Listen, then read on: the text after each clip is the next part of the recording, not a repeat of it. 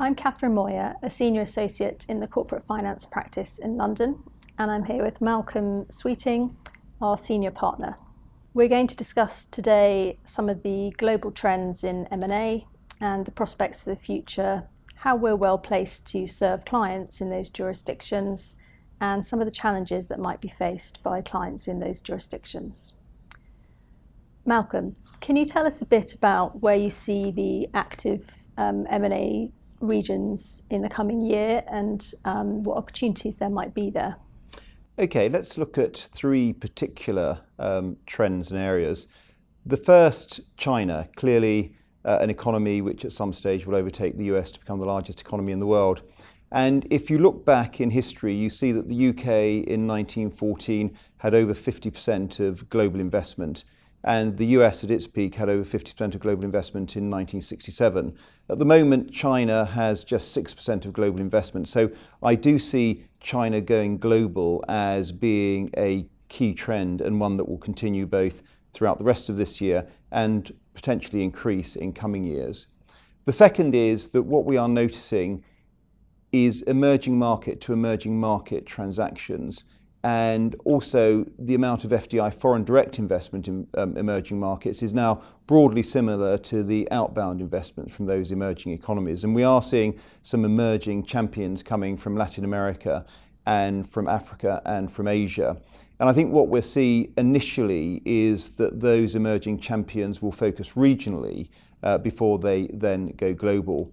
But I think the third thing to remember is that although Europe and the Eurozone is in the midst of a crisis, nevertheless, I think that there are tremendous opportunities which still exist there, and we will continue to see the right deals happening in Europe, I think. And do you think Clifford Chance is well placed to address those changing regional focuses? Well, I think what we're seeing at Clifford Chance is an increase in the revenue coming from what I would describe as the developing markets.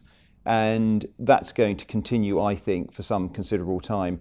If you look at what economists predict, at the moment, 2/3 of global GDP is generated by the developed world. By 2050, 2/3 of global GDP will be generated by the developing world. And what we've done at Clifford Chance over the last 2 years is opened 6 new offices to take advantage of the opportunities that are presenting themselves. So in Asia Pacific, as part of our Asia Pacific strategy, Perth and Sydney. We've opened in Seoul now that market has opened up. In the Middle East, Doha, because Doha, Qatar is going to be exporting capital over many years as it tries to replace oil revenue. Istanbul, I think Turkey is a very interesting economy, a growing economy, an important economy, both regionally, but I think also potentially globally, and our first office in Africa in Casablanca. But as a firm, we won't be opening everywhere. So what we do need to do is to make sure that we're flexible, nimble and mobile and can actually cover all of these markets in an effective way through alliances with local law firms. Because what we need to do for our clients is to produce the best of local advice together with the best of international advice. Okay, and can you describe some of the challenges that might be faced to doing deals in those sorts of regions? Well, I think there are many challenges. First is our clients will be going into markets that they don't understand particularly well.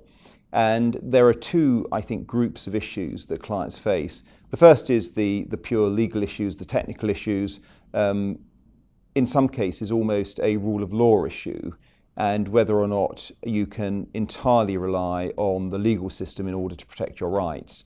And that impacts transactions in a variety of different ways, from protection of intellectual property through to actually enforcement in the local courts of whatever rights may be written into the contract.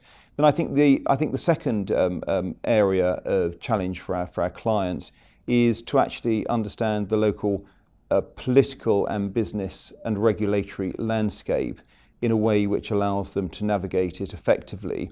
And sometimes this will be written in the statute and the regulation, but more often than not, actually, it will require local expertise, knowledge and experience to guide clients through that maze, that network of regulation and law to allow them effectively to secure a deal. Thank you very much.